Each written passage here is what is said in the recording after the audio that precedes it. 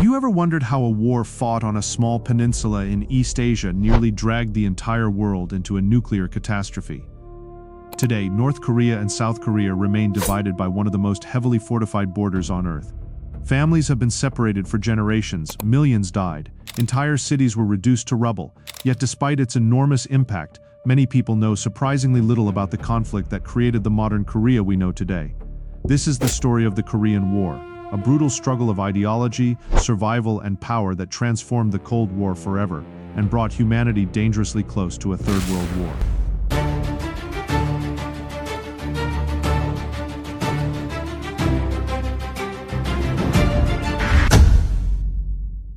Chapter 1.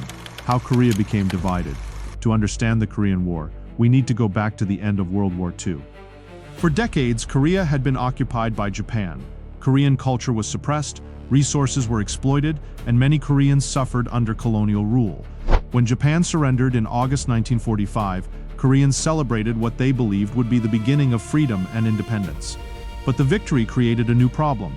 The United States and the Soviet Union, wartime allies against Japan, suddenly found themselves competing for influence across the globe. As Soviet forces entered northern Korea and American forces prepared to occupy the south, officials hurriedly drew a line across a map. That line was the 38th parallel. The Soviets would oversee the north. The Americans would oversee the south. What was intended as a temporary administrative arrangement soon became something far more permanent. In the north, the Soviets supported a young communist revolutionary named Kim Il-sung. In the south, the Americans backed Syngman Rhee, a fierce anti-communist nationalist. Within just a few years, two separate governments emerged, each claiming to be the legitimate ruler of all Korea. The Korean Peninsula had become a front line of the growing Cold War. Neither side accepted the division. Both leaders dreamed of reunifying Korea under their own system. Tension grew. Border clashes became increasingly common. The question was no longer whether war would come. The question was when. Chapter 2. North Korea invades. The answer arrived before dawn on June 25, 1950. Without warning, North Korean forces crossed the 38th parallel. More than 100,000 troops supported by Soviet-made tanks smashed into South Korea. The attack was swift, organized, and devastating. South Korean defenses collapsed almost immediately. Town after town fell to the advancing communist army. Civilians fled in panic. Roads became clogged with refugees desperately trying to escape the fighting. Within only 3 days, Seoul, the South Korean capital, had fallen.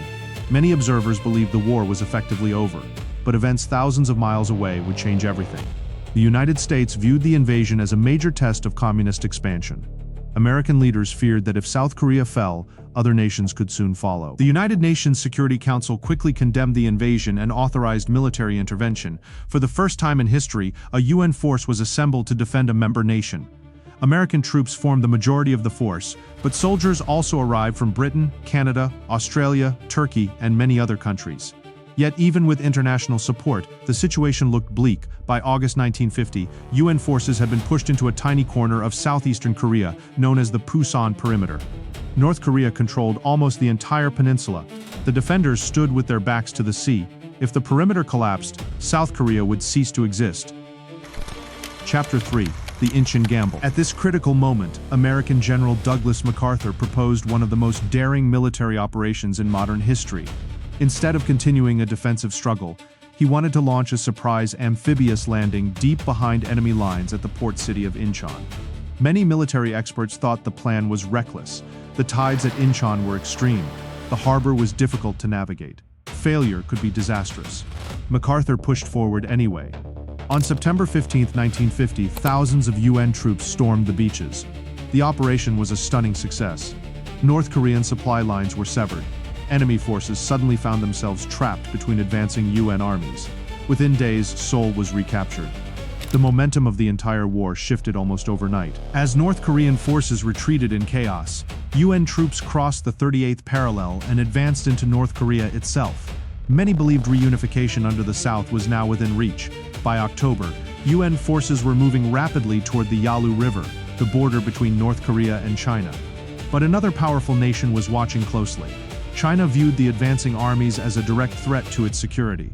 Chinese leaders repeatedly warned that they would intervene if foreign troops approached their border. Those warnings were largely ignored. Soon, one of the greatest surprises of the war unfolded. Chapter 4. China enters the war. In late October 1950, Chinese forces secretly crossed into North Korea. Hundreds of thousands of soldiers moved through the mountains under cover of darkness. At first, many UN commanders underestimated the scale of the intervention. Then the Chinese struck.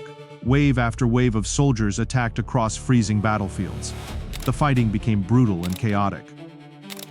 One of the most famous battles occurred at the Chosin Reservoir, where UN troops found themselves surrounded in some of the harshest winter conditions imaginable.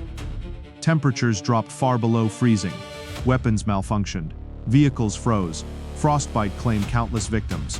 Yet surrounded American and Allied forces fought their way out and conducted an organized withdrawal that became legendary in military history.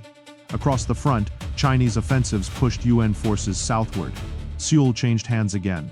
The war that had seemed nearly won suddenly looked uncertain. As casualties mounted, political tensions exploded. General MacArthur publicly argued for expanding the war into China itself.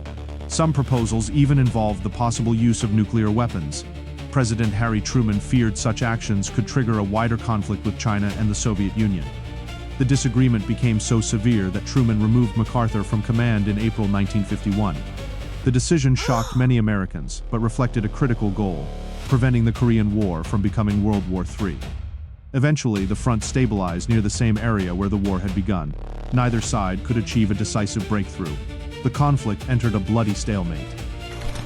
Chapter 5. The Armistice and its Legacy. From 1951 onward, the war became a grinding struggle of trenches, artillery bombardments, raids, and negotiations. The battlefield often resembled World War I. For 2 years, diplomats argued while soldiers continued to die. One of the most difficult issues involved prisoners of war. Neither side could agree on how prisoners should be repatriated after the conflict. Meanwhile, the destruction across Korea was staggering. Entire cities had been flattened. Millions of civilians had lost their homes. Families were permanently separated by shifting front lines and political divisions.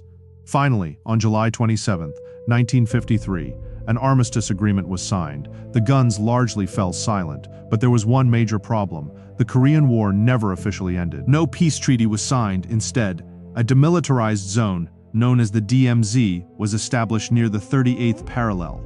That heavily guarded border still exists today. The consequences of the war continue to shape global politics. South Korea eventually developed into one of the world's most advanced economies and democracies. North Korea became one of the most isolated and militarized states on Earth. The conflict claimed the lives of millions of soldiers and civilians. Exact numbers remain debated, but the human cost was immense. More importantly, the Korean War transformed the Cold War itself. It accelerated military spending, deepened the rivalry between East and West, strengthened military alliances, and demonstrated how ideological conflicts could ignite devastating proxy wars. More than 70 years later, the Korean Peninsula remains divided. The war is often called the Forgotten War, yet its legacy is impossible to ignore. Every missile test, every diplomatic summit, every tense moment along the DMZ traces its roots back to those 3 violent years between 1950 and 1953. The Korean War may have ended in a ceasefire, but its story is still being written today.